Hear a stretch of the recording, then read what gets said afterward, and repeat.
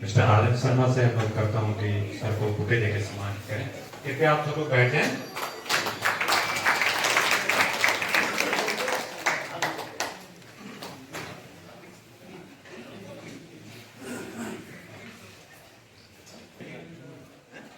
ऐसा लगता है जैसे आपके आने से वीराने में चुपके से बाहर आ गए।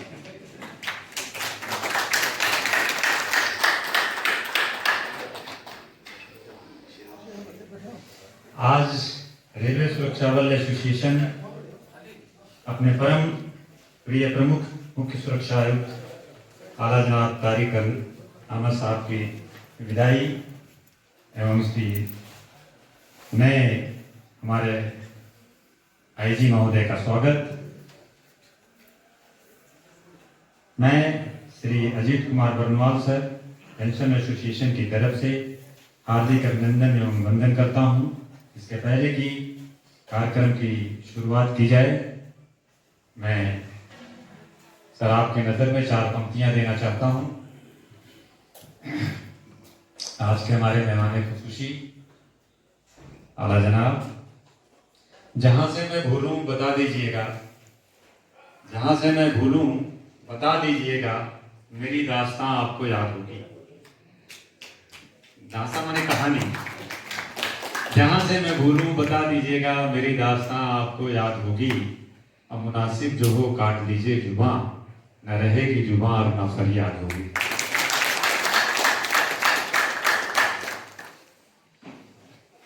मैं एसोसिएशन के तरफ से अब मैं महामंत्री आरिफ शर्मा जी को अनुरोध करता हूं कि यहाँ डैश पर आएं पोडियम पर और संक्षिप्त रूप से अपने भाव को प्रस्तुत करें।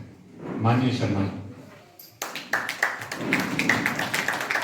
मुख्य अतिथि श्री तारिक साहब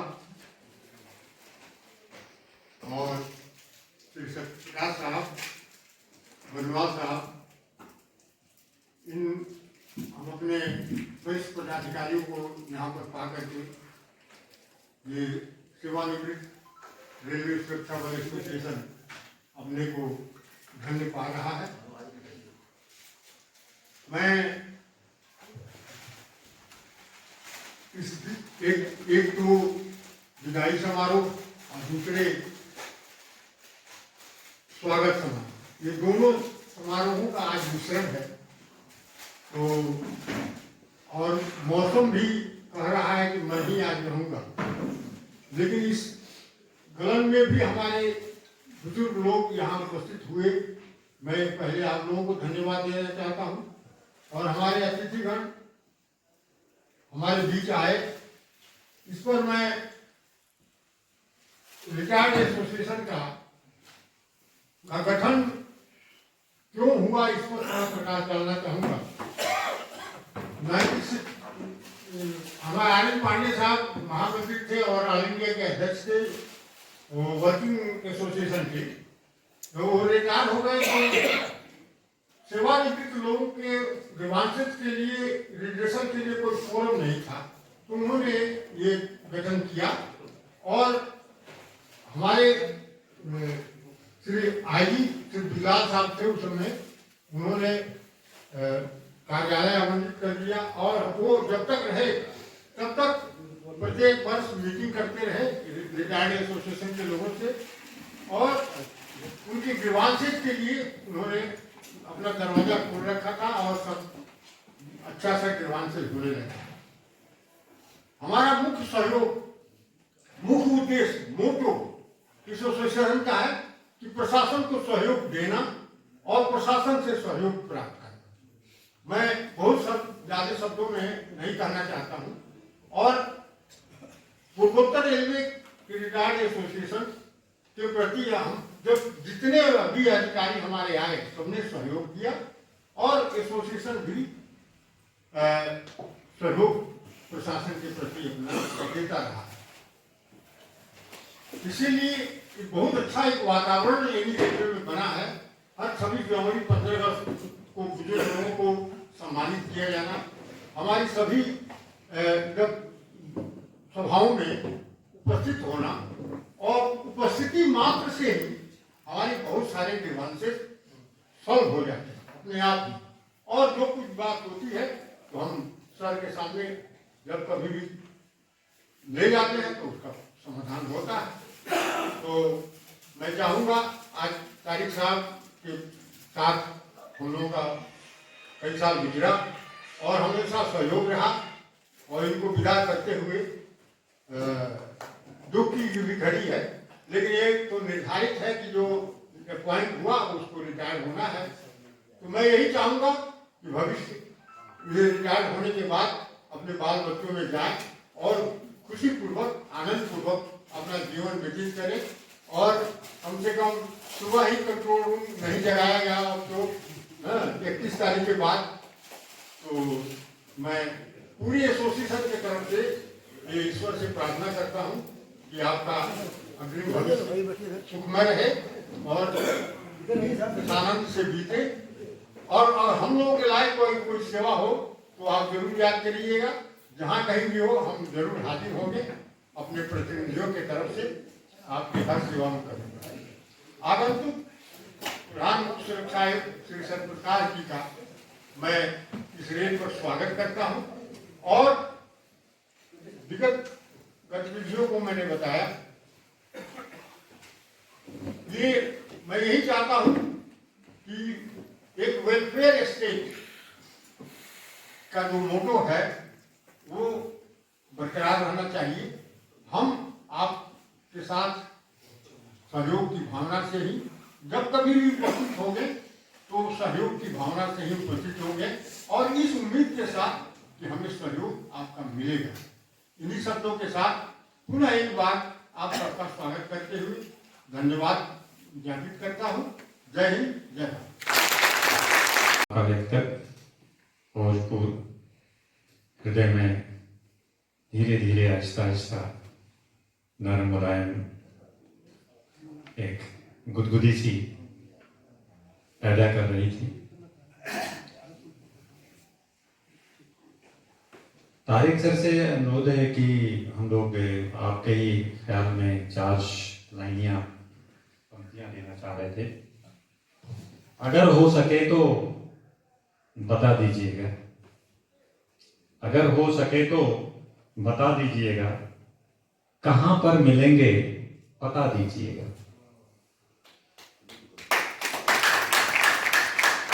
सब लोग सुन लीजिए, ले लीजिएगा। अगर हो सके तो बता दीजिएगा, कहां पर मिलेंगे पता दीजिएगा, बहुत नर्म ख्यालों से चाहा है तुझको। नाजुकी देखिएगा सर, बहुत नर्म ख्यालों से चाहा है तुझको, दिल उसी नाजुकी से अता कीजिए।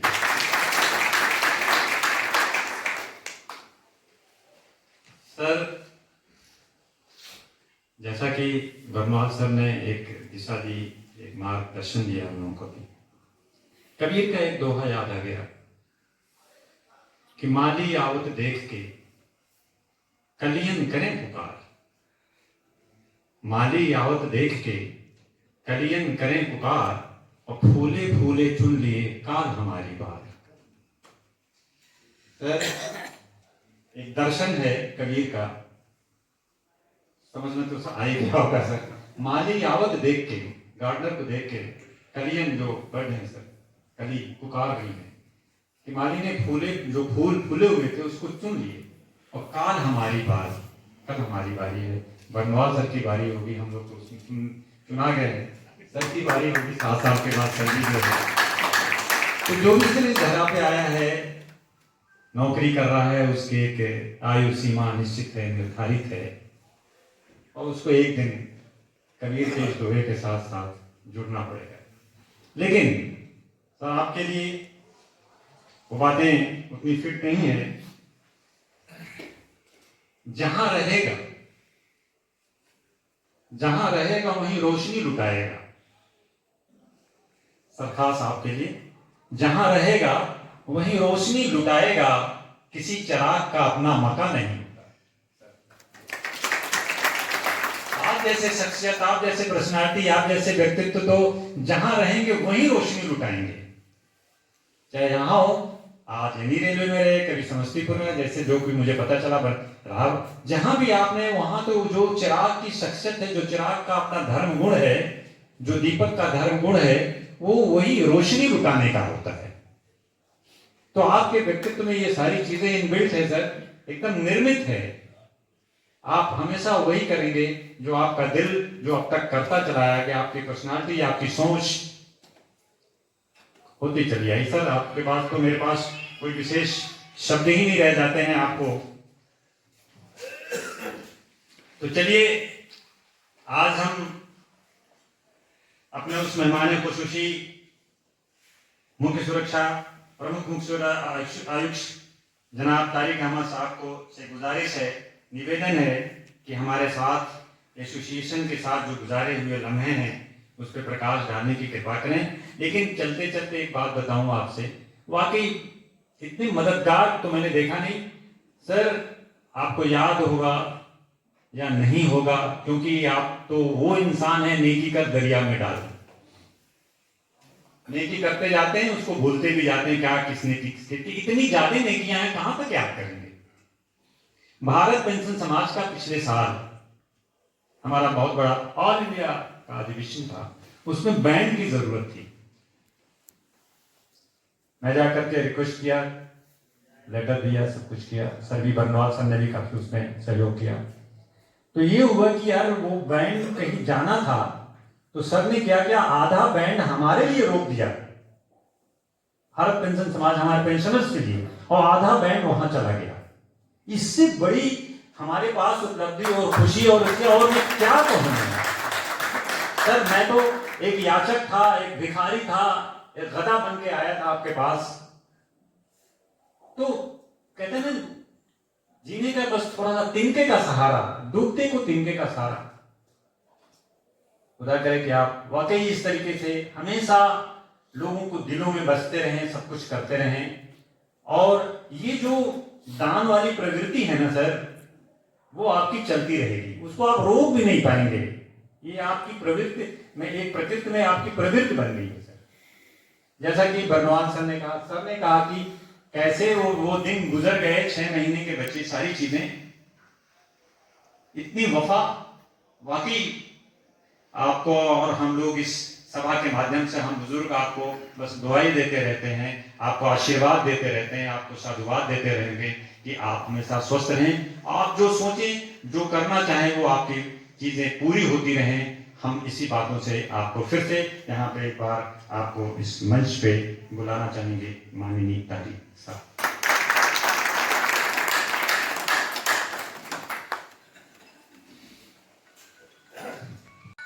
आज खास करके आप सब लोगों का, स्पेशली शर्मा साहब, चौधरी साहब और आप सारे बुजुर्ग यहाँ मौजूद हैं। बुजुर्ग कहना ठीक नहीं होगा क्योंकि मैं भी इसमें शरीक हो जाऊंगा। तो आप सब यंगस्टर्स जो यहाँ पर मौजूद हैं, आप लोगों का बहुत बहुत शुक्रिया कि इस सर्दी में, ऐसे मौसम में आप लोग खास करके भावभीनी एक विदाई देने आए हैं। तो मैं किस शब्दों में आपका शुक्र अदा करूँ। आप सब मेरे अपने हैं। और चौधरी साहब, मैं थोड़ा डिफर करूंगा आपसे, क्योंकि ये गम का नहीं, फॉरेन में लोग रिटायरमेंट को सेलिब्रेट करते हैं, तो let us celebrate this day. मेरा तो मन इसको सेलिब्रेट करने का कर रहा है क्योंकि मैं आजाद हो जाऊंगा। आजाद इन द सेंस कि किसी से छुट्टी लेने के लिए नहीं कहना पड़ेगा, हमको जो मन करेगा वो करेंगे। तो हर आदमी की एक प्रवृत्ति होती है कि वो आजाद होना चाहता है, ये बंदिश, ये बेड़ी से आदमी मुक्त होना चाहता है। तो क्योंकि मैंने कभी छुट्टी, बहुत मेरी इच्छा थी कि छुट्टी लूं, कभी जाके छुट्टी बिताऊं, घर पे जाके रहूं। और यकीन मानिए कि आज मैं आपसे बता रहा हूं कि मेरे फादर, मेरी मदर का तो डेथ 2008 में हो गया था और फादर का 2020 में डेथ हुआ। तो जिस साल फादर का डेथ हुआ दिसंबर में, उस साल मैं ईद में और बकरीद में दोनों में कलकत्ता से घर जाना चाहता था। दोनों वक्त, एक बार ढाका साहब मेरे पीसीएससी थे, एक बार मलिक साहब थे, दोनों ने छुट्टी ले ली और किसी वजह से, और उस साल मैं घर नहीं जा सका। तो आज भी मेरे दिल में इस बात का मलाल है कि मैं उस साल ईद या बकरीद अपने फादर के साथ नहीं कर सका।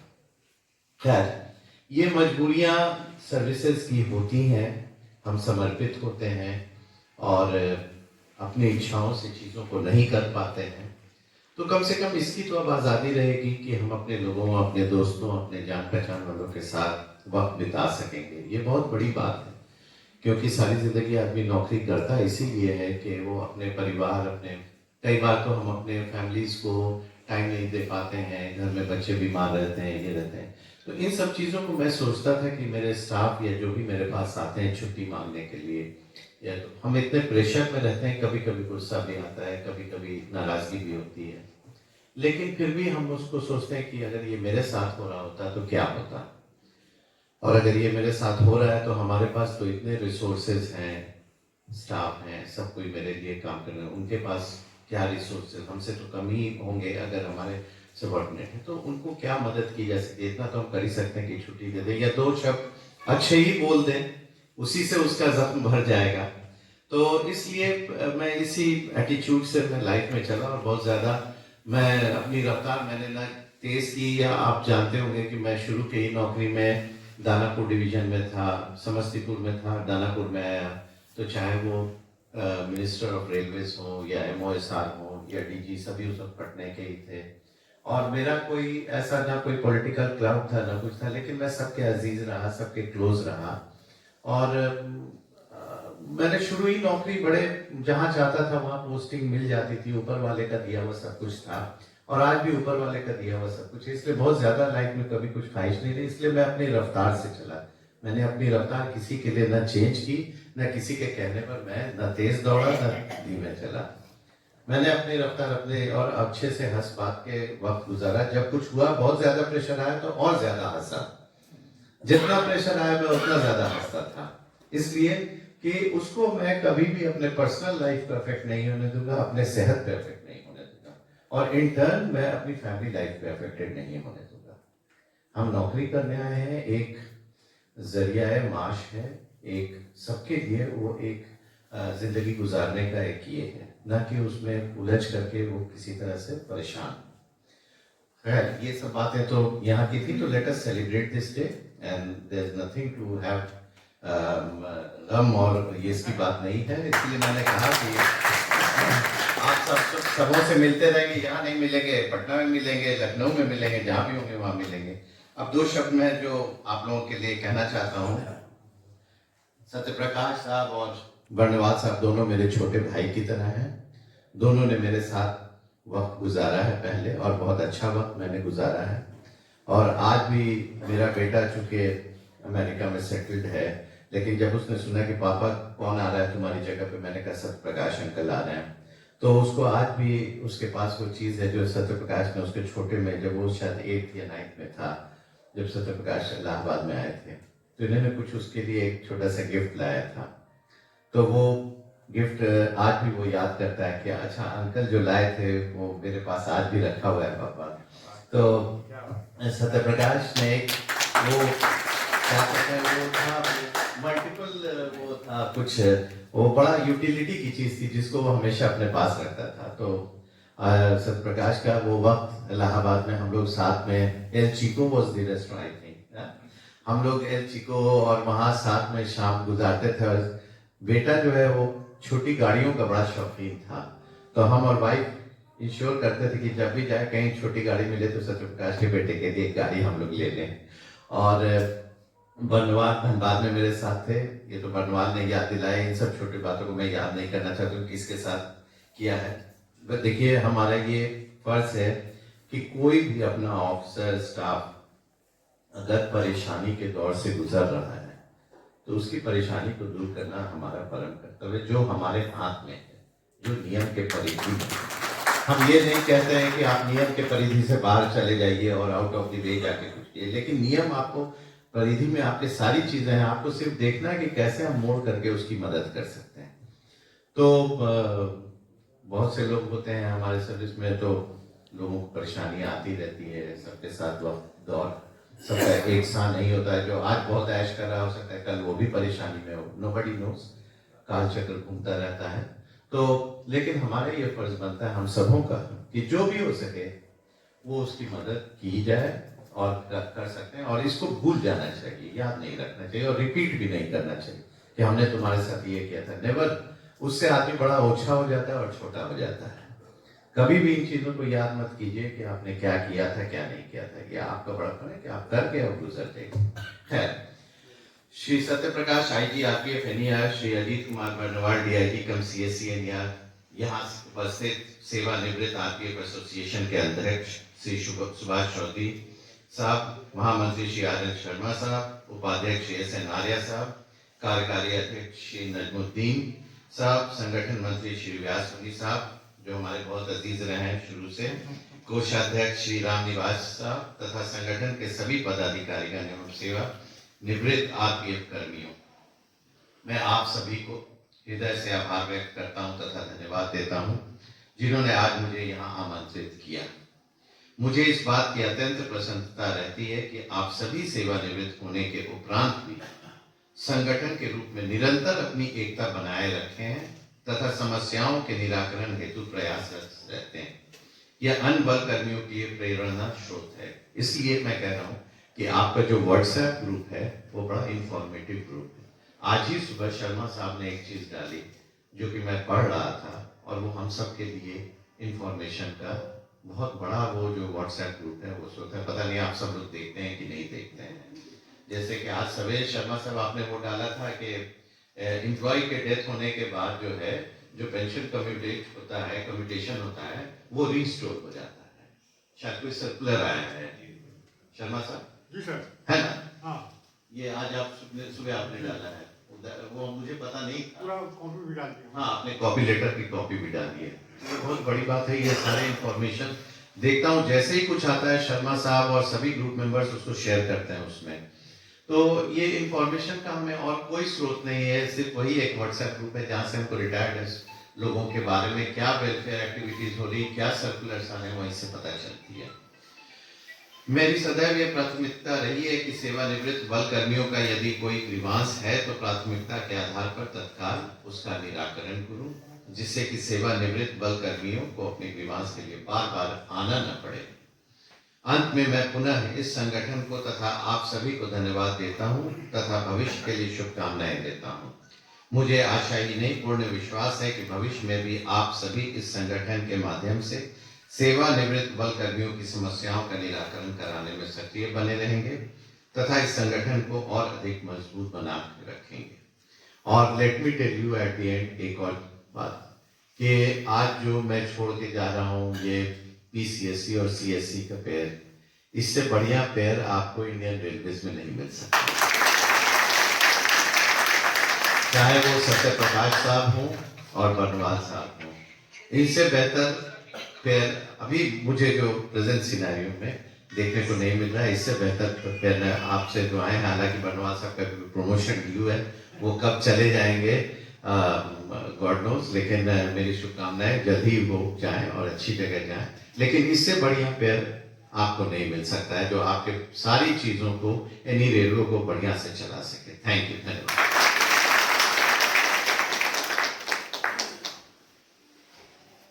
धन्यवाद सर, बहुत ही आपने अपनी बातों को रखा और हम पेंशनर्स हैं, एक जीने का एक स्टाइल, जीने की एक कला, आर्ट ऑफ लिविंग कैसे जिया जाए कि जो कहना मैंने कहा था नेकी कर दरिया में डाल, जो आप करते हैं उसको भूलते जाइए, भूलते जाइए।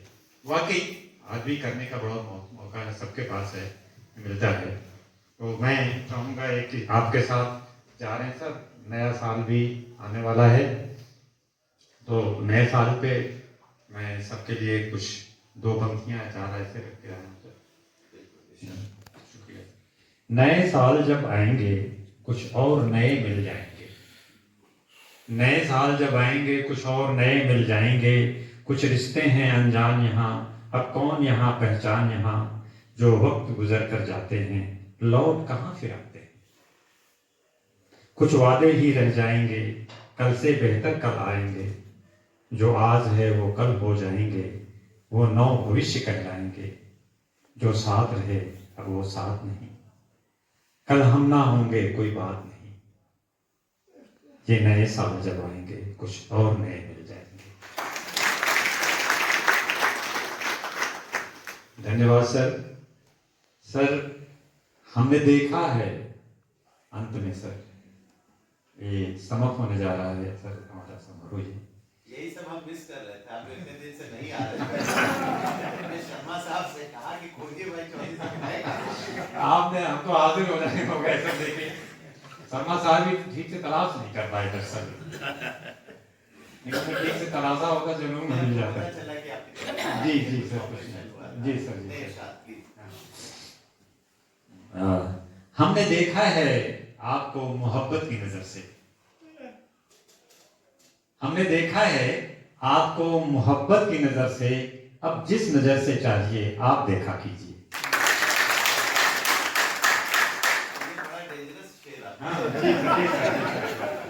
नजर बदलती रहती है सर, कभी कुछ हो जाता है कभी कुछ होता है, नजर का हेर फेर हो जाता है। तो चलते हैं, कार्रवाई को थोड़ा सा और आगे बढ़ाते हैं। शर्मा जी आइए सर, अंग वस्त्रम से सर का स्वागत करें। आइए सर का।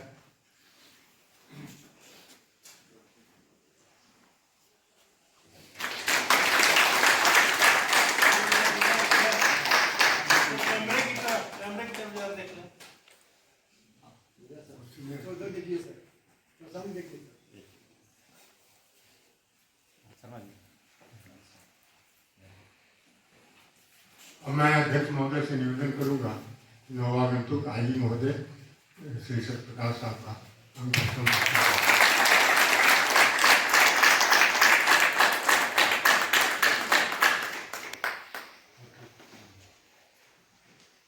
नजमुद्दीन साहब, बरनवाल सरकार अंग वस्त्रम से स्वागत।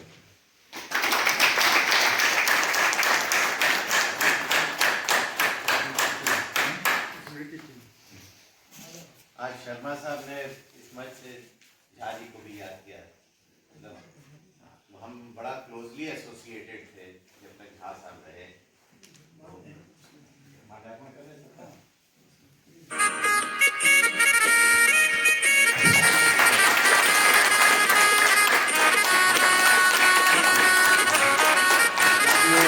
नजमुद्दीन साहब एक छोटा सा यादगार दिखाते हैं।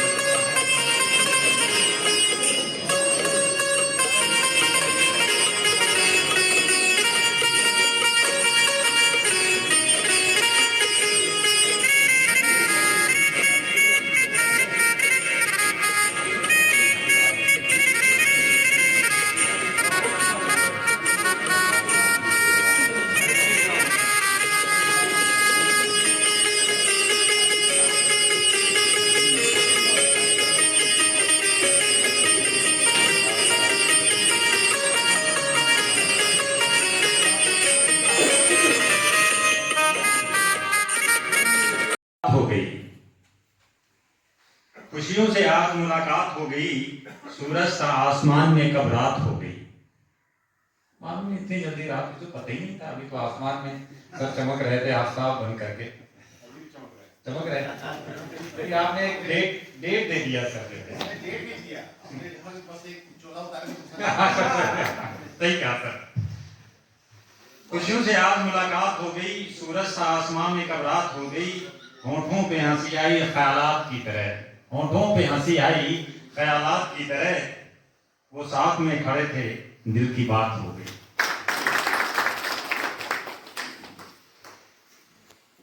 बहुत ही रंजोगम का माहौल है, खुशियों का भी माहौल है।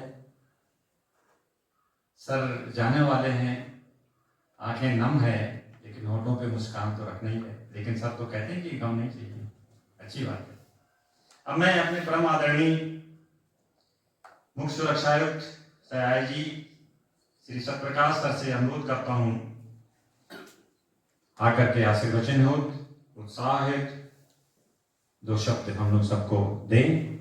माननीय सत्यप्रकाश सर।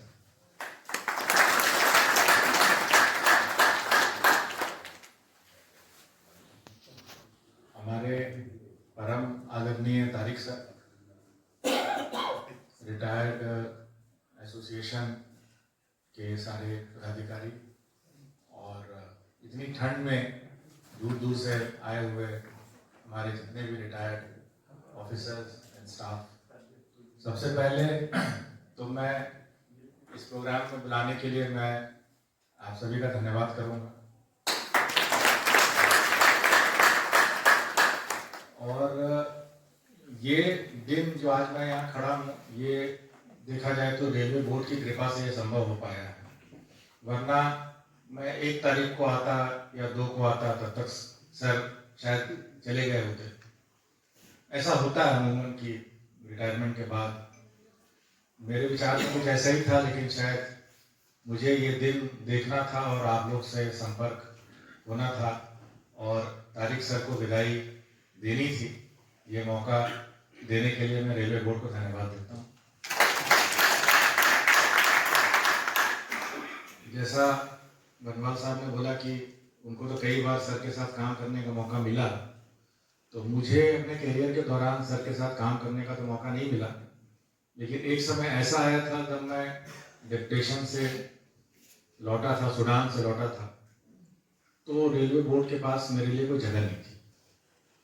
उस समय का दौर ऐसा था कि कुछ रेलवे बोर्ड में भी डीजी महोदय के बदलने का कुछ चल रहा था, तो मुझे 1.5-2 महीने वेटिंग फॉर पोस्टिंग रहना पड़ा। 10 दिन दिल्ली में रहा। उसके बाद इन्होंने ऑर्डर निकाल दिया कि आप इलाहाबाद चलिए, और तब तारिक सर जो है उसमें सिगरेटरी से इलाहाबाद होते थे, और बेटा मेरा छोटा था, 1 सवा साल का था। तो मुझे लगा कि 1.5 महीने में इलाहाबाद में क्या करूँगा, कैसे रहूँगा, लेकिन आपको विश्वास नहीं होगा कि मेरे 1.5 महीने कैसे निकल गए, ये मुझे पता ही नहीं चला। सर के सानिध्य में, उनके गार्जियनशिप में, और उन्होंने इतना ध्यान रखा हर चीज़ का, रहने से लेके, खाने से लेके, घूमना हो, कुछ भी हो, कि वो 1.5 महीना मैं भूल नहीं सकता। और इनके वर्किंग के बारे में तो बनवाल साहब ने काफ़ी कुछ कहा है, और पिछले जो 4-5 दिनों से ऑफिस में बैठ के मैं भी यही चीज़ ऑब्जर्व करता हूँ कि सर की डीलिंग किस प्रकार की है। कोई छुट्टी के लिए आया, अच्छा ठीक है, बाद में देखेंगे, अच्छा हाँ कब जाना है, अच्छा हाँ ये इतने तारीख को जाना, लेकिन उसकी छुट्टी मंजूर होगी, ठीक है, उस समय करके फिर बाद में जहाँ ठीक है इसका। तो इस तरह की वर्किंग जो है, जो कि स्टाफ के हित में, उसके बारे में सोचना, ये बहुत कम लोगों में होता है। आम लोग क्या होता है कि जब हम कुर्सी में आते हैं तो कुर्सी का जुनून या उसका पावर का जोश या बहुत सारी चीज़ें बहुत सारे अफसरों में वो हावी हो जाता है, लेकिन तारिक सर एक बहुत ही अलग किस्म के ऑफिसर हैं, और ऐसा इनकी वर्किंग से झलकता भी है। तो अब उन्होंने एक लंबी फर्स्ट इनिंग अभी 31 को ये पूरी करने जा रहे हैं, और सेकेंड इनिंग, मैं रिटायरमेंट इसे नहीं बोलता, इसको सेकेंड इनिंग हम कहते हैं कि जब हम जो काम हम अपने कार्य पीरियड के दौरान नहीं कर सके, छुट्टी नहीं मिली, समय नहीं मिला, छुट्टियां तो हमारी बर्बाद, 300 दिन से जो ऊपर वाली छुट्टी है वो पता नहीं कितने सालों से वेस्ट हो रही है। अब काफ़ी कुछ अपने बारे में सोचने का, करने का, अपनी जो पसंद की चीज़ें हैं, घूमना फिरना, मिलना जुलना, पढ़ना और बहुत सारे आपके अपने जो हॉबी होते हैं उसको पूरा करना, इसका पूरा समय मिलेगा। किसी से हमें छुट्टी मांगने की ज़रूरत नहीं है, लेकिन उसके लिए हमारा जो है स्वास्थ्य अच्छा होना चाहिए। तो मैं इनको एक बहुत ही सुखद और बहुत ही हेल्दी सेकेंड इनिंग के लिए मैं इनको शुभकामनाएं देता हूँ। और ऐसा नहीं है कि हम लोग अभी सिस्टम में अभी कई साल बचे हुए हैं, तो सर को कभी भी हमारी ज़रूरत पड़े किसी भी तरह का, तो हम लोग हमेशा सर के लिए हाजिर हैं, कभी भी संकोच न करें। और आप जितने भी लोग आज यहाँ आए इतनी ठंडी के मौसम में भी, तो आपका भी बहुत बहुत धन्यवाद करता हूँ। और उम्मीद करता हूँ कि शायद तारिक सर को तो मैं कॉपी शायद ना कर पाऊँ, लेकिन मैं कोशिश करूँगा कि उनके काफ़ी नज़दीक पहुँचने की, जिससे कि आपकी कोई भी समस्या हो, कुछ भी हो, उसको मैं सॉल्व कर सकूँ। क्योंकि मेरा ये मानना है कि जब आदमी को ये कुर्सी मिलती है, जब हम लोग कॉलेज के दौरान तैयारी करते थे, तो मैंने देखा है कि बहुत सारे लड़के जो हमारे बराबरी के थे या हमसे कुछ आगे अच्छा भी थे, वो लोग निकल नहीं पाए किसी कारण से। तो इसके पीछे ज़रूर कुछ ना कुछ ऊपर वाले का ब्लेसिंग्स होता है, तभी हम लोग आ पाते हैं। तो इसलिए जो कुर्सी हमें मिली है उसके साथ अन्याय ना हो और जितना हम अच्छा काम कर सकें वो हम करें, ऐसी मेरी सोच है। और आपसे भी इसी तरह के सहयोग की उम्मीद करूंगा, क्योंकि मैं कभी NAR में काम नहीं किया हूं, लेकिन उम्मीद है कि कुछ दिनों में सब कुछ ठीक हो जाएगा और आपके सहयोग से हम लोग इसको NE रेलवे को और भी अच्छा बना सकें। Thank you.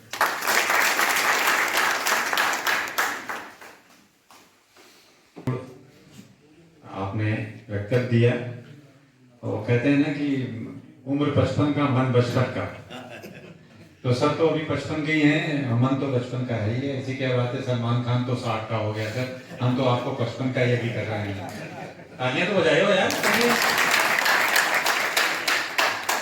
तो वाकई सबको जो है उम्र 55 का मन बचपन का रहना चाहिए, जैसे सर का है।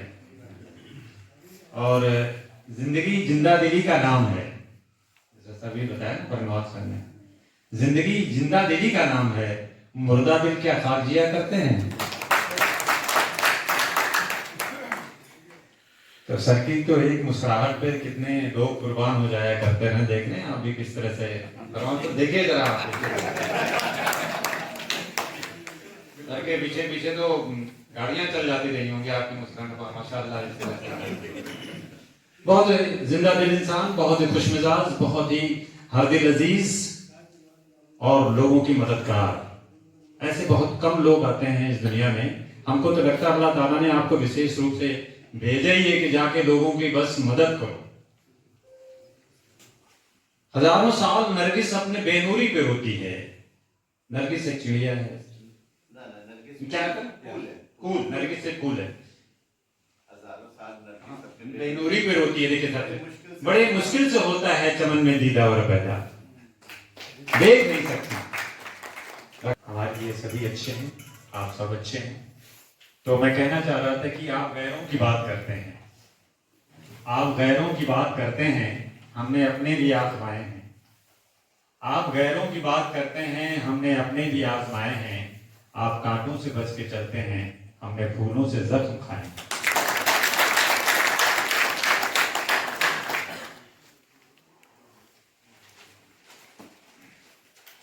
सर, मैं बहुत ही साहित्यिक रुचि की, बहुत ही विद्वान, ज्ञानी और बहुत अच्छे वक्ता के रूप में हमारे बरनवाल सर हैं।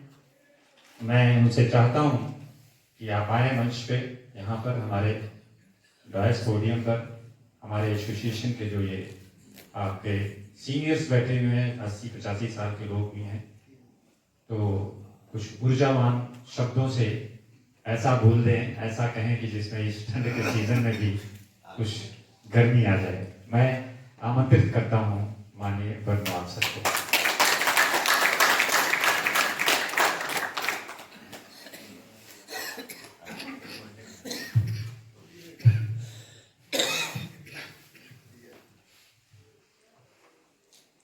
परम आदरणीय हमारे प्रिय आईजी साहब श्री कारिका प्रसाद, परम आदरणीय हमारे नामदू PCSC प्रकाश साहब, रिटायर्ड रेल सुरक्षा बल एसोसिएशन के सारे गणमान्य पदाधिकारी एवं सदस्य, आज आपने ये प्रोग्राम आयोजित किया है और अभी मैं बैठा सोच ही रहा था कि मैं क्या बोलूंगा ना, तो इतने बड़े बड़े शब्दों की बमबारी हो गई, मैं सोचा कि किनको बुलाया जा रहा है। और जब तक मैं सोच रहा था मेरा नाम पटक दिया इधर। अब ठंड से पूरा बदन सिकुड़ा हुआ था, मैं थोड़ा हाथ बांह खोलने की कोशिश कर रहा था, तब तक यहाँ बुला लिया गया।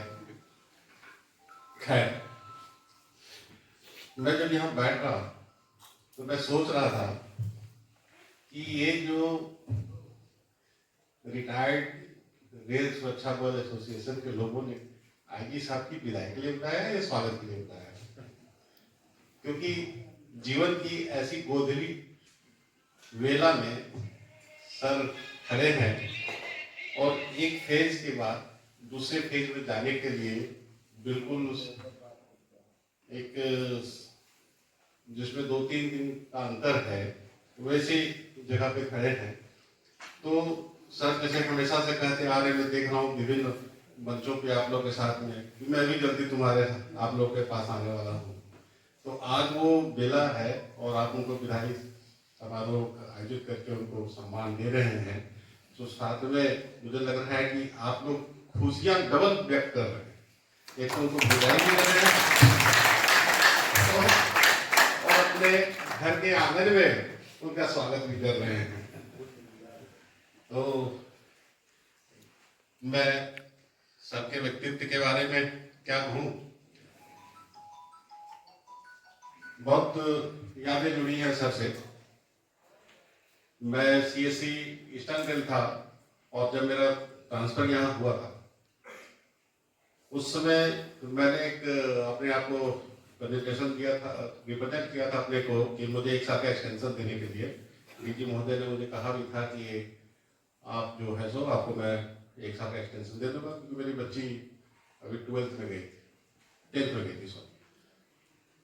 फिर अचानक से मुझे पता चला कि मेरा NER में ट्रांसफर हो गया है। सर से उनसे बात होती रहती थी हमारी। तो अचानक से दिमाग आया कि मैं जो है कोशिश करूं कि यहाँ पे रुक जाऊं, और मैंने कोशिश भी करी, कुछ पॉजिटिव सकारात्मक बातें भी हुई, लेकिन फिर हम लोगों ने बैठ करके तय किया कि सर है वहाँ पे, तो वहाँ पे NER में नौकरी करना अभी के समय में अपने बड़े भाई की छाया में बैठ करके मौज करना है। और मैं गलत साबित नहीं हुआ। सर के जो प्रेम की वर्षा जो शुरू से मुझे मिलती रही, जब ये सर की कमांडेंट थे और मैं काफी जूनियर था उनका, हमारा परिचय जब ये धनबाद में बेसिकली जब क्लोज परिचय तब हुआ जब धनबाद में CMDC बन के गए, और मेरे कुछ जीवन के संकट काल थे उस समय, कैरियर थे, और सर ने इतनी मदद की मेरी और उससे बढ़ के इतना सम्मान दिया उस वक्त भी मुझे कि मैं आज भी उस चीज को नहीं भूलता हूँ। मैं 2 चीज जानता हूँ कि मैं दोस्तों को भी नहीं भूलता हूँ और मैं दुश्मनों को भी नहीं भूलता हूँ। अपने को संजो के रखिए, जब समय आएगा अगर आपको प्रतिकार करना होगा तो करिएगा, नहीं तो ईश्वर पे छोड़ करके आगे बढ़ते रहिए। हाँ, जनरली मैं ईश्वर को छोड़ के चलता हूँ, लेकिन किसी ने अगर जीवन में आपका भला किया हो और किसी ने निस्वार्थ हो करके आपके अपना प्रेम लुटाया हो, अपना स्नेह आपको दिया हो, अपना आशीर्वाद आपको दिया है और आपके जीवन में कुछ अच्छी चीजें लाने में जिम्मेदार हुए हैं, तो उन लोगों का आप जीवन में कभी भी न ऋण उतार सकते हैं और ना ही उस चीज को कभी भूलना चाहिए। मैं सर को हमेशा ये बात कहता हूँ, आज इस मत से भी कहता हूँ कि सर आप मेरे बड़े भाई हैं और आगे भी रहेंगे और आपका प्रेम में कभी नहीं भूल सकता और जब तक मैं जीवित हूँ।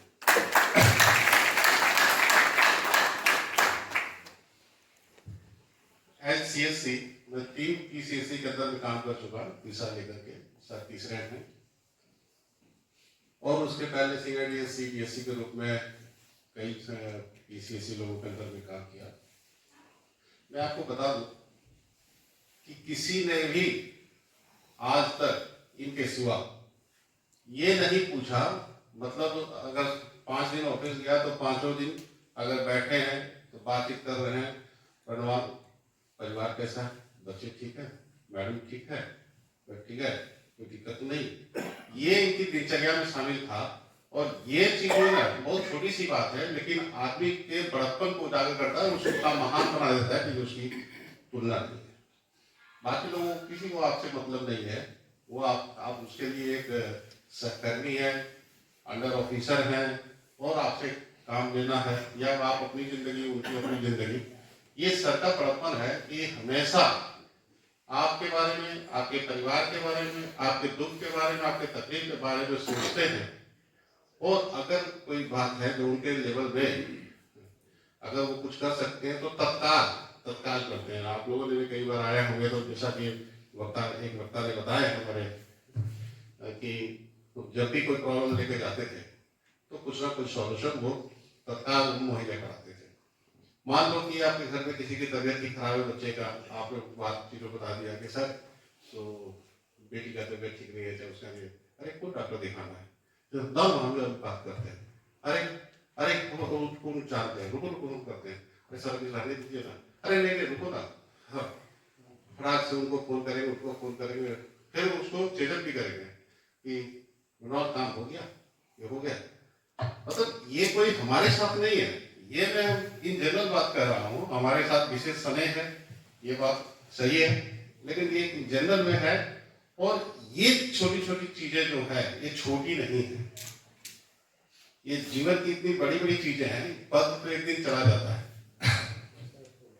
पद चला जाता है, पद के साथ जुड़ी हुई सारी आशा चली जाती है, लेकिन जो मानवता और इंसानियत है, जो आप लोगों के साथ में रहते हुए उसके हमदर्द बनने का जो आपका एक स्वाभाविक प्रवृत्ति है, ये सबके पास मौजूद नहीं होता। उसमें ये साहब जो है सबसे बिगड़े में से एक।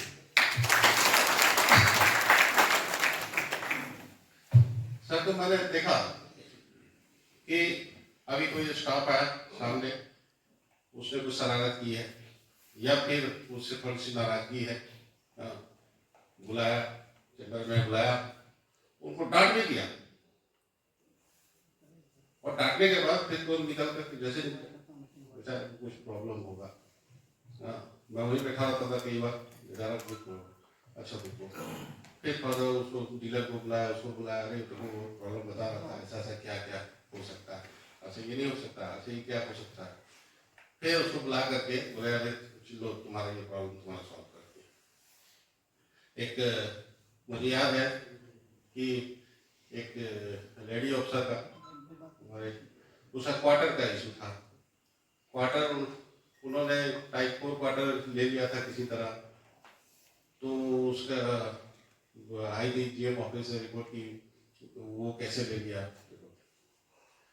उस सामने मेरे चैम्बर में बुला करके उनको डांटा हड़काया और वो बेचारी जो है सो एकदम से परेशान हो गई कि क्वार्टर छोड़ना पड़ेगा, ये करना पड़ेगा। और जैसे बाहर निकले उन्होंने सेक्रेटरी को फोन लगाया, अरे भाई ऐसा है, ये तो ऐसा है, लेकिन अब बताओ कि इसको लीगल तरीके से उसके पास रहे, उसके लिए क्या करना है। तो ये जो संवेदना है, मैं घुमा फिरा कर यही बताना चाहता हूं कि संवेदनशीलता इंसान की इंसानियत को प्रकट करता है। और हम कितने भी ऊंचे पद पर बैठ जाए, हमें अपनी संवेदनशीलता को नहीं भूलनी चाहिए, हमें अपनी इंसानियत को नहीं भूलनी चाहिए। क्योंकि आदमी की पहचान एक लिमिट के बाद उसका पद नहीं होता है। आदमी का पहचान जो है, उसने जो इंसानियत के नाते किया है, जो एक हमदर्दी के नाते किया है, इंसान होने के नाते किया है, उससे होती है।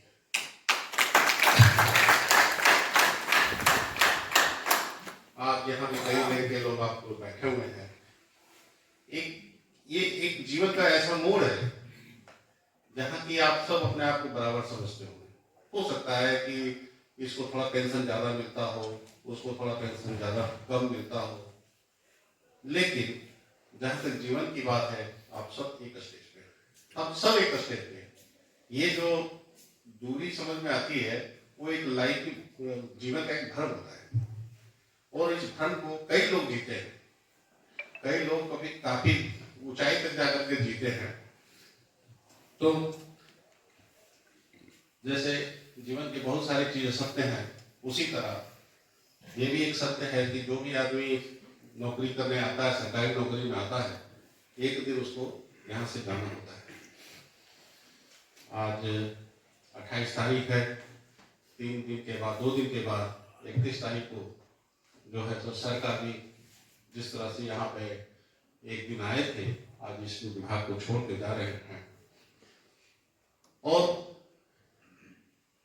हम सब यहाँ पे जो बैठे हैं सर के सम्मान के लिए, हम सब इस दिल से ये ख्वाहिश रखते हैं और इसको प्रकट करते हैं कि जो है सो सर का आने वाला जीवन बहुत ही अच्छा रहे, बहुत ही सुखद रहे, स्वाद से भरपूर रहे, और ऐसी चीजों में इनका समय की कटे जिसके बारे में उनको मन में हमेशा कचोट रहेगी, जिसके लिए हमें समय नहीं मिला। सर के 2 बच्चे हैं, दोनों ही लगभग वेल एस्टेब्लिश्ड हैं। हाँ, उनकी शादियां बाकी है, और सर ने वादा किया है कि जब वो बेटे की शादी करेंगे तो हम लोग को बाराती में बुलाएंगे नाचने के लिए।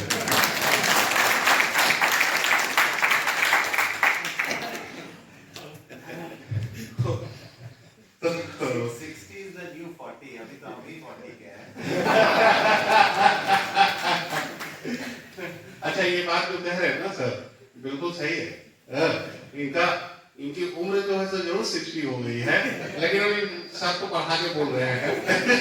40 नहीं है, 40 नहीं है, क्योंकि इनको देख के लगता नहीं है कि सर अभी रिटायर होने वाले हैं। हमको लगता है कि कुछ समय का कुछ फेर अचानक से होगा कि नहीं, सर कंटिन्यू कर रहे हैं। तो सर की एक खासियत है कि ये जीता दिल है। जीता दिल जो व्यक्ति होता है, उस पर उम्र असर नहीं करती है। हाँ, तो सर की जिंदा दिली ने उनको जवान बना के रखा है। अरे भाई, 60 साल का सलमान खान है, शाहरुख खान है। बिल्कुल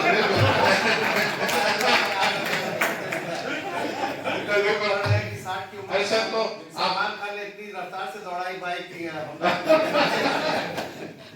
तुम जबरदस्ती बूढ़ा बना नहीं सर, आप तो 40 बोले, हम तो बोले कि 40 से निकल रहे।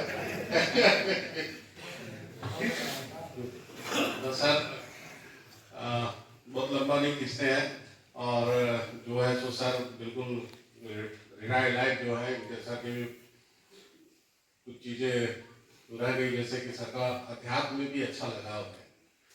हम लोग कई बार बैठ करके स्पिरिचुअल के बारे में हम लोगों ने काफी बातें की है, और देखा है सर का झुकाव जो है बहुत उसके तरफ है। मतलब एक इंसानियत उनके मन में कूट कूट के भरी हुई है।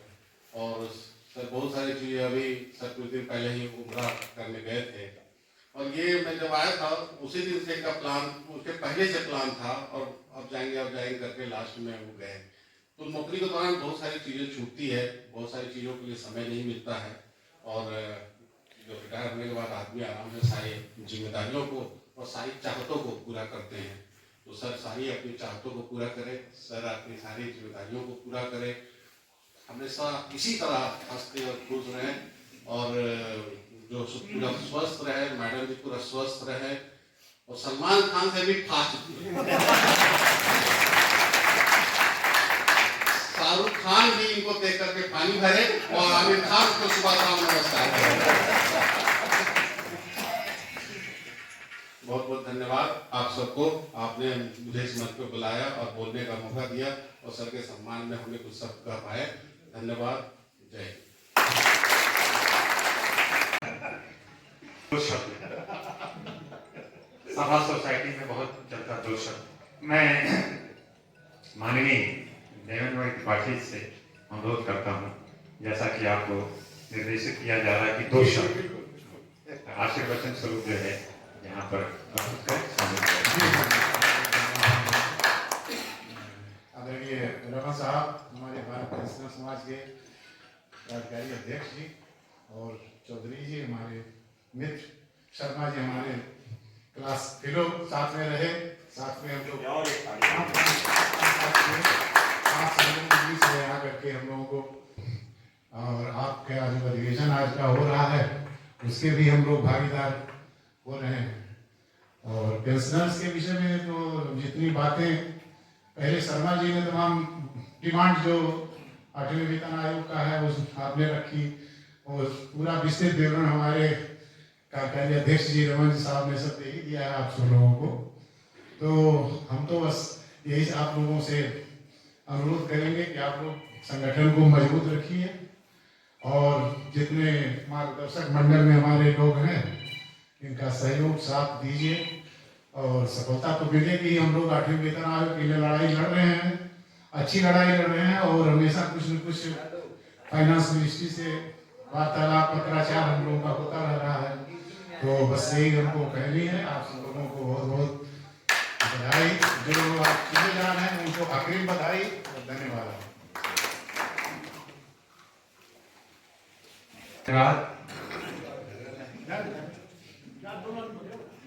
बहुत बहुत धन्यवाद।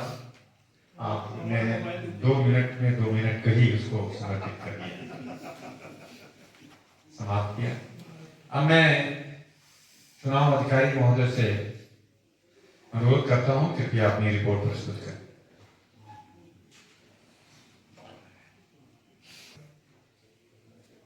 सभा में उपस्थित सभी सदस्यों का मैं हृदय से आभारी हूँ। आज यहाँ संगठन का चुनाव भी हो रहा है। महामंत्री महोदय अपने सारे पूर्व सदस्यों के साथ संगठन का इस्तीफा दे चुके हैं। नए सदस्यों की, नए मेंबर की जो है घोषणा होनी है। सर्वप्रथम इस चुनाव में अध्यक्ष पद के लिए श्री सुभाष चंद्र चौधरी साहब का नाम आया है।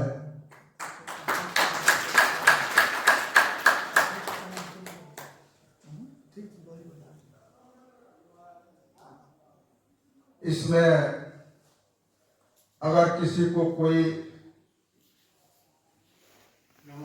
नामांकन देना हो तो वो सहर्ष बोल सकते हैं, बता सकते हैं, और नहीं तो इसको सहर्ष स्वीकार करें।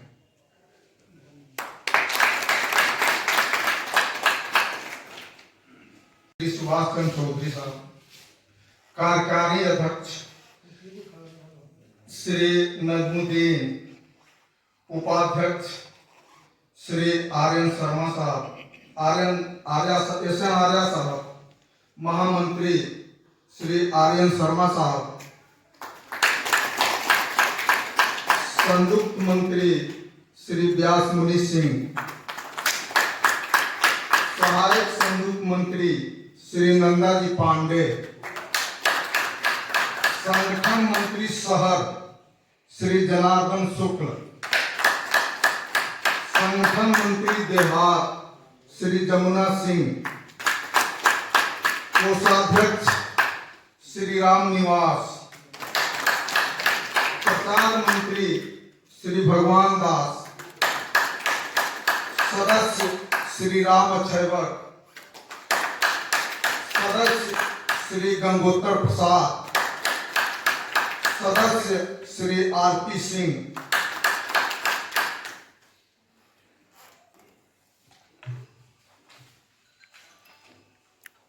सदस्य श्री फागू सिंह, सदस्य श्री कनिक राम, सदस्य श्री नेताराम, सदस्य श्री छेदी प्रसाद, आनियाँ कमजोर पड़ रही है। बलवंत, सदस्य श्री नेबूलाल, सदस्य श्री रमाकांत मिश्रा, सदस्य श्री विजय प्रताप मिश्रा। ये हमारे हेडक्वार्टर का हो गया। अब इज्जत नगर मंडल अध्यक्ष श्री अनोखेलाल यादव, मंडल मंत्री श्री विजय कुमार वाल्मीकि, कोषाध्यक्ष श्री मोहम्मद इस्माइल। अब लखनऊ डिवीजन अध्यक्ष श्री मानिक चंद यादव, कार्यकारी अध्यक्ष श्री महंत यादव, मंडल मंत्री श्री उमेश कुमार सिंह, कोषाध्यक्ष श्री राम कुमार तिवारी।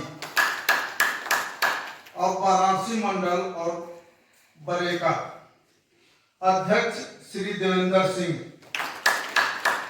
मंडल मंत्री श्री बंश बहादुर यादव, कोषाध्यक्ष श्री अरविंद राय।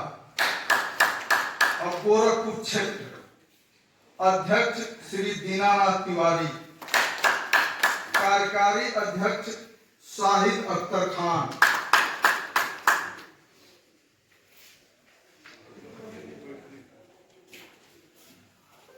उपाध्यक्ष श्री नरेंद्र सिंह, मंडल मंत्री श्री A.K. शाही, कोषाध्यक्ष श्री राजदेव मिश्रा। ये हमारे पूरे रेलवे का कार्यकारिणी का गठन हुआ। सभी मेंबर को हमारे तरफ से बहुत बहुत धन्यवाद। जोरदार तालियों से स्वागत किया। एक बार जबरदस्त ताली और जबरदस्त हो गई है। दोनों हाथ उठा करके।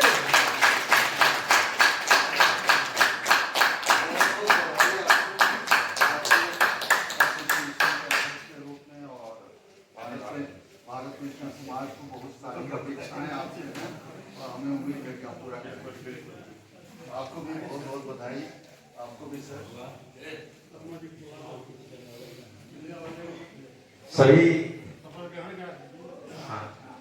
सभी निर्वाचित अधिकारी और सदस्यगण सभी को इस तरह से सबको ढेर सारी बधाइयाँ, शुभकामनाएं और अगली कार्रवाई आप शुरू करें। अब मैं जिनका नाम लिया गया है यहाँ उपस्थित हैं, मैं अपने महामंत्री महोदय से अनुरोध करूंगा कि उन सभी के साथ आए, शपथ ग्रहण का संपन्न किया। मैं अपना नाम लिया। अपना नाम पर बोल दीजिए। नरेंद्र और नाम बढ़ाइए। कि मैं सेवानिवृत्त रेलवे सुरक्षा बल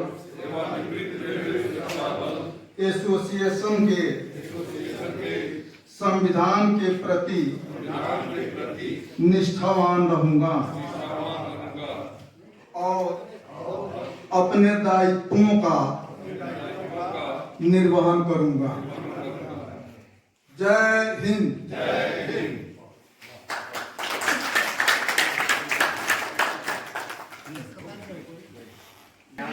कि हमारे वर्किंग प्रेसिडेंट भारत पेंशन समाज CMA रमन के उपस्थिति में ये आज चुनाव प्रणाली जो हमारी थी उसकी घोषणा हुई हम सब ने शपथ ग्रहण किया।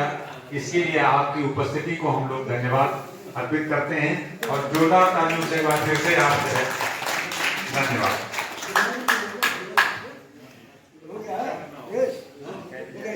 बाहर कर लें। स्वागत करता हूं। अधिवेशन में पधारे अभ्यागत अतिथिगण, सभी सदस्यगण, विशेष रूप से सभी प्रोटोकॉल को तोड़ते हुए हमारे बीच में भारत पेंशन समाज के कार्यकारी अध्यक्ष, वर्किंग प्रेसिडेंट, परम आदरणीय श्री अमीय रमन जी, पूर्वोत्तर रेलवे पेंशनर एसोसिएशन के वरिष्ठ उपाध्यक्ष श्री देवेंद्र त्रिपाठी, रेलवे सुरक्षा बल पेंशनर एसोसिएशन आपका हृदय से स्वागत करता है, अभिनंदन करता है, वंदन करता है। मैं श्री आर.एन. शर्मा जी से अनुरोध करता हूं कि श्री अमीय रमन जी को माल्यार्पण कर अंग वस्त्रन से स्वागत करें। माननीय श्री शर्मा जी।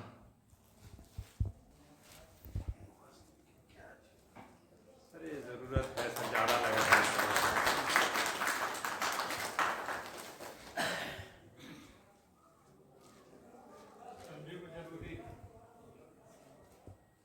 धन्यवाद। आप आए, बहुत सुखद लगा, बहुत ही अच्छा लगा। अब मैं श्री एस.एन. आर्या से अनुरोध करता हूं कि माननीय श्री देवेंद्र मणि त्रिपाठी जी को माल्यार्पण कर अंग वस्त्र से विभूषित करें।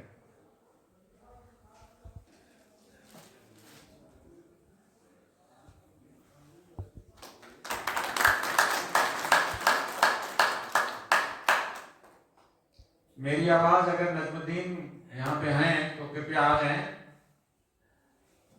नजमुद्दीन, एक मिनट बुला दीजिए। आज हमारी समारोह के पल पल को अपने कैमरे में कैद कर समारोह को यादगार बनाने में अपना योगदान दे रहे हैं। मैं श्री राम निवास जी से अनुरोध करता हूँ कि इन्हें माल्यार्पण कर अंग वस्त्र से विभूषित करें।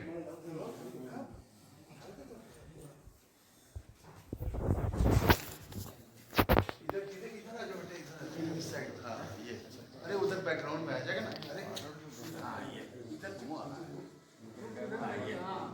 ठीक है ना।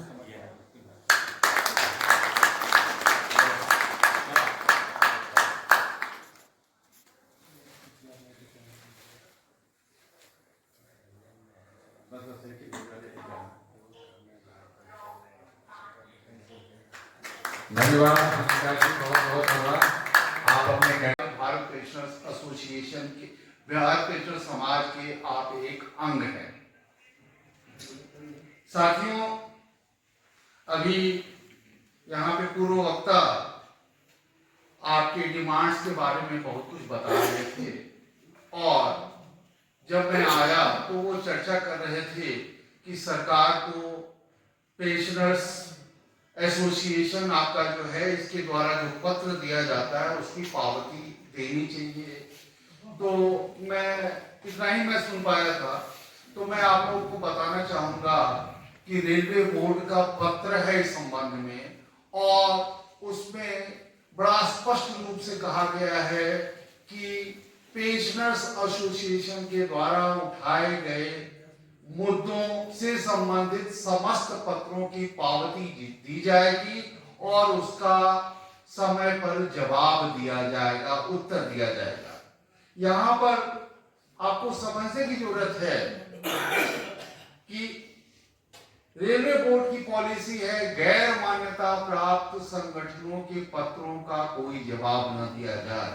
उसके तहत जो सर्विंग यूनियंस हैं उसमें एक NERMC मान्यता प्राप्त है। इसके अलावा बाकी यूनियंस के पत्रों का जवाब देने के लिए रेलवे बाध्य नहीं है, लेकिन पेंशन मंत्रालय के निर्देशानुसार रेलवे बोर्ड आपके पेंशनर्स एसोसिएशन के समस्त पत्रों का पावती और साथ साथ जवाब देने के लिए बाध्य है। ये अपने आप में बहुत बड़ी बात है, इस पे कम से कम तालियां होंगी। दोस्तों, अभी ये भी चर्चा किया जा रहा था 8वें वेतन आयोग के बारे में, तो मैं बताना चाहूंगा कि सरकार की जो नीति है, दिशा है, दशा है, उसके हिसाब से हम जो पेंशनर्स हैं, जिसने इस राष्ट्र के निर्माण में अपना अथक योगदान दिया है, सेवा की है, देश को बनाया है, विकसित किया है, पता नहीं कौन सी बात है, हमारा पेंशन ही सरकार के लिए सबसे बड़ी बोझ के रूप में माना जा रहा है। वही बात है कि जब वे मेज थपथपा के अपना 24% बढ़ा लेते हैं तो कोई कुछ नहीं कहता, और हमको 2% डीए भी मिलता है तो ढिढोरा पिट जाता है, अखबारों की हेडलाइंस बन जाती है। फाइनेंशियल एक्सप्रेस ने अपने न्यूज में कहा कि साहब पेंशन जो है वो सरकार के रेवेन्यू पे सबसे बड़ा बोझ है। साथियों, मैं आपको बताना चाहूंगा सबकी जानकारी के लिए कि पहले हमारे पिताजी वगैरह जब नौकरी में थे उस समय 2 सिस्टम चला करता था। रेलवे में भी पूछा जाता था कि बताइए रिटायरमेंट बाद आप पेंशन लीजिएगा कि आप पैसा लीजिएगा, और पेंशन का मतलब पेंशन, और जिसको पैसा लेना होता था वो जितना कटौती होता था उतना ही सरकार अपनी ओर से जोड़ के दे देती थी। सही बात है कि नहीं बात? हमारे पिताजी ने पूछा था बेटा क्या करें, हमने कहा बाबूजी आप पेंशन लीजिए, ठीक है ना। तो कहने का ये मतलब है कि वो जो उस समय का सिस्टम है वही सिस्टम तो आज के डेट में एनपीएस के रूप में है। जो न्यू पेंशन स्कीम वाले हैं, क्या होता है, जितनी कटौती होती है सरकार उतना अपनी ओर से कंट्रीब्यूट करती है। लेकिन हम जो ओल्ड पेंशनर वाले हैं, हम लोगों के पेंशन के साथ तो सरकार अपनी ओर से उतना नहीं देती है। सही कह रहा है, गलत कह रहा हूं? तो सरकार हमारे पर एहसान तो करती नहीं, हम सिर्फ अपने हक का पा रहे हैं, सरकार की ओर से कोई कंट्रीब्यूशन नहीं पा रहे हैं। हमारा पेंशन कंट्रीब्यूटरी पेंशन नहीं है। इस बात को समाज के लोगों के अंदर प्रचारित करने की जरूरत है। दूसरी चीज, जब आपका डीए 2.75% प्राइस इंडेक्स पे जाता है तो सरकार डिक्लेयर कितना करती है? 2%। 0.75 को क्या करती है? 4 को कर जाती है, ठीक है। इसी तरह कभी 2.80 होता है, कभी 3.10 होता है, 20 होता है, तो पॉइंट वाला डेसिमल वाला सारा का सारा फिगर जो है वो क्या होता है? दूसरी चीज, जनवरी का जो महंगाई ड्यू है वो डिक्लेयर कब होता है? अप्रैल के महीने। तो 4 महीने का जो पीरियड है इसमें आप अपना जीवन यापन वही पुराने वाले पगार पे करते हैं, और उस महंगाई का तुरंत आपको लाभ नहीं मिलता है, वो 4 महीने का डिले, ठीक है ना। तीसरी चीज ये है कि आपके पेंशन का जो निर्धारण है या तनख्वाह का जो निर्धारण है उसमें क्या करता है, 4 आदमी के परिवार को 3 आदमी मान के और अकुशल श्रमिक के मिनिमम वेज से गुणा करके मिनिमम तनख्वाह निर्धारित की जाती है, उसी का आधा पेंशन मिलता है। तो चौथी आइटम यह है कि महंगाई कितना बढ़ा, इसके लिए सरकार के अपने चिन्हित दुकान है, शॉप्स हैं, एफएमसीजी गुड्स के, साबुन, कपड़ा, तेल, फल, मिठाई, आपका सब्जी वगैरह का, अनाज का, तो उन दुकानों से वो रेट लेते हैं, ओपन रेट नहीं लेते। कहने का मतलब क्या है कि ये सारा का सारा जो है, अगर भैया डेसिमल को आप फॉरवर्ड मत करो, जब जनवरी में हमारा डिक्लेयर हुआ है उसके 31 तारीख को डिक्लेयर कर दो, उस डेट में लगा दो। 4 यूनिट के परिवार को 3 यूनिट मत मानो, और 3 जो भी 4 यूनिट का परिवार है उसके पगार को निर्धारित करने के लिए मिनिमम जो अकुशल श्रमिक का वेज है उससे मत मल्टीप्लाई करो। क्यों? रेलवे में अब ग्रुप डी तो कोई रही नहीं गया, सबके सब ग्रुप सी हैं, सब कुशल हैं, तो स्किल्ड से गुणा करो। ये सब कुछ अगर किया जाए तो वास्तव में हमें अपना हक सही रूप में मिलेगा और पेंशन में बढ़ोतरी वगैरह की जरूरत ही नहीं। नीति आयोग के चेयरमैन एक हुआ करते थे मोंटेक सिंह आहलूवालिया, आप लोगों ने नाम सुना। उन्होंने अपने भाषण में कहा था कि सच पूछिए तो सरकार पेंशन के रूप में और कुछ नहीं देती है, एक निचोड़ा हुआ डीए देती है, महंगाई देती है और कुछ नहीं देती। सही उन्होंने कहा।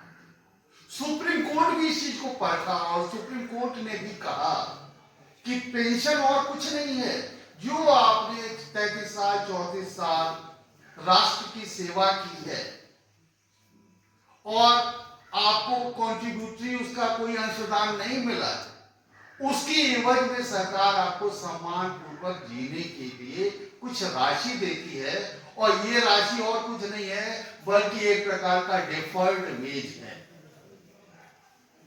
तो हम वास्तव में इसके हकदार हैं और गवर्नमेंट की जो पॉलिसी है, सरकार की पॉलिसी है, अगर प्रॉपर फाइनेंशियल मैनेजमेंट किया जाए तो इस सब की जरूरत ही नहीं पड़ेगी।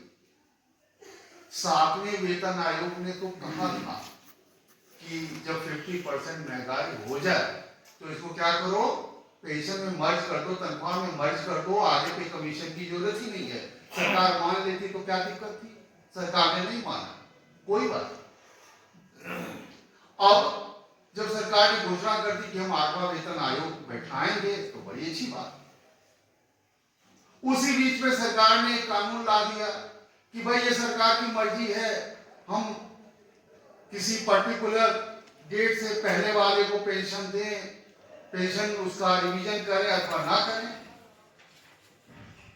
तो भैया ये तो सुप्रीम कोर्ट के आदेशों का सरासर अवमानना होगा, क्योंकि डीएस नकारा के केस में यही कहा गया था कि पेंशनर्स के बीच में कोई भेदभाव नहीं होना चाहिए। इस बार की जहां तक बात है पेंशन रिवीजन की बात, तो टर्म ऑफ रेफरेंस में कहा गया, ऐसा नहीं है कि पेंशन रिवीजन को गायब कर दिया गया, लेकिन जिस तरह 7वें वेतन आयोग में कहा गया था कि आयोग जो वर्तमान पेंशनर हैं इनका भी पेंशन रिवीजन करेगी, इस तरह की बात नहीं लिखी गई है और सिर्फ ये लिखा गया है कि ये पेंशन रिवीजन को भी देखेगा। तो पेंशन रिवीजन वर्तमान वाले का कि 1/1/26 के बाद रिटायर होने वाले का ये चीज क्लियर नहीं है, ये धोखे में नहीं।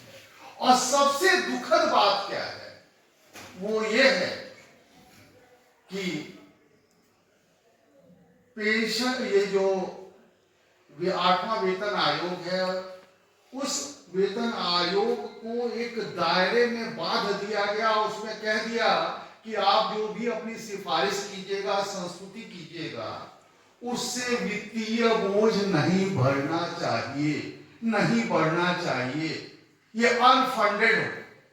बताइए साहब, ये तो वही वाली बात हो गई कि हम गाय को खिलाने जा रहे हैं और उसको मुंह पे डालने लगाएंगे और सामने चारा रखा हुआ कैसे खाए। वेतन आयोग को जब आप ये कहिएगा कि वित्तीय बोझ नहीं बढ़ना चाहिए, अनफंडेड हो, तो कैसे काम करेगा? दुखद। साथियों, भारत पेंशनर समाज इसका पुरजोर विरोध कर रहा है, लेकिन हमारी पॉलिसी है कि हमारा विरोध हमेशा सोशल मीडिया पे होता है। गली में नारा लगाना, झंडे फहराना, वो हम लोग के पॉलिसी में नहीं है। हम लोग सोशल मीडिया पे, जैसे ट्विटर है, इंस्टाग्राम है, व्हाट्सएप है, फेसबुक है, ईमेल है, इन सब के माध्यम से अपनी बात कहते हैं और मुझे बड़ा गर्व होता है कि पूर्वोत्तर रेलवे पेंशनर्स एसोसिएशन, जिसको लोग कहते थे कि भाई पूर्वोत्तर रेलवे तो बड़ा गया गुजरा है, लेकिन आज के डेट में इस रेलवे का जो पेंशनर्स एसोसिएशन है पूरे देश में नंबर 1 पे चल रहा है। और जब सरकार ने पेंशन रिवीजन के संबंध में स्पष्टीकरण नहीं दिया तो उस समय पूर्वोत्तर रेलवे की ओर से करीब 5000 ट्वीट सुने ना ट्वीट एक्स 5000 ट्वीट इकट्ठे गया सरकार को। और उसके बाद जो पार्लियामेंट में क्वेश्चंस हुआ तो उसमें थोड़ा नरम शब्दों में उन चीजों को बयान किया गया कि नहीं, जो एग्जिस्टिंग पेंशनर्स हैं उनका भी पेंशन रिवीजन हो। हम आप लोगों से यही गुजारिश करते हैं कि भाई भारत पेंशनर समाज आपसे ये नहीं कहता है कि आप दिल्ली में चलो, रामलीला मैदान में चलो, वहां पे नारे लगाओ और पानी की बौछार सहो और पुलिस की प्रताड़ना सहो और लंबी दूरी की यात्रा करो और दिल्ली में जाके ठहरो। इतनी मुसीबत देने के लिए नहीं कहता है, लेकिन एक जरूर कहता है कि अगर सोशल मीडिया पर कोई आवाज दी जाती है, कोई बात कही जाती है, तो प्रतिदिन आप कम से कम 5 मिनट सोशल मीडिया पर दीजिए। उसमें अपने व्हाट्सएप ग्रुप अथवा भारत पेंशनर समाज के व्हाट्सएप ग्रुप या फेसबुक या यूट्यूब के माध्यम से जो भी बात कही जा रही है उसको 5 मिनट में ध्यान से सुनिए और सिर्फ ज्यादा नहीं 4 अक्षर लिख दीजिए, सहमत। सहमत 4 शब्द। अंग्रेजी में लिखना है तो भी 4 ही अक्षर लिखना है, वो है AGREE, एग्री। सही है ना? तो इससे क्या होगा? इससे सरकार को एक बहुत बड़ा संदेश जाएगा कि पूरी जनता हमारे खिलाफ है, सारे पेंशनर्स हमारे खिलाफ है। अभी सरकार आंख मूंदे हुए बैठी है, ये सोचती है कि भाई ये जो पेंशनर बेचारे हैं, रिटायर्ड लोग हैं, बुजुर्ग लोग हैं, ये लोग क्या कर सकते हैं। लेकिन सच्चाई ये है कि हम जो बुजुर्ग हैं, हमारे कुनबे में हमारा बेटा है, हमारी बेटी है, हमारे पतोहू है, हमारे नाती है, हमारे पोते हैं, कुल मिला के कम से कम एवरेज 10 वोट को हम प्रभावित करने की क्षमता रखते हैं। और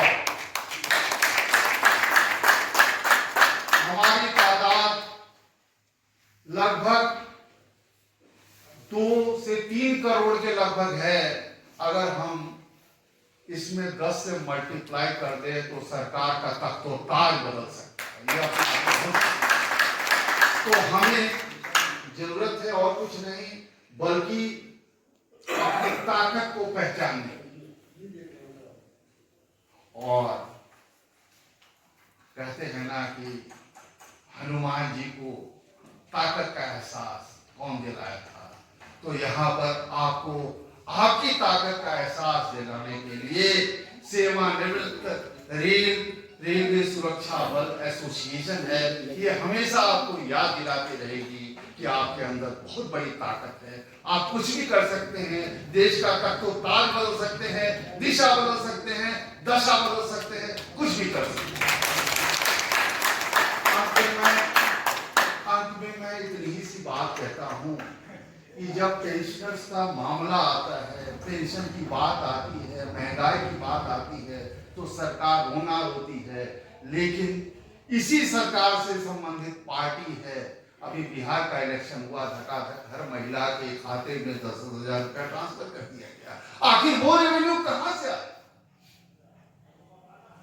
मैं गलत कहता हूं तो बोलिए।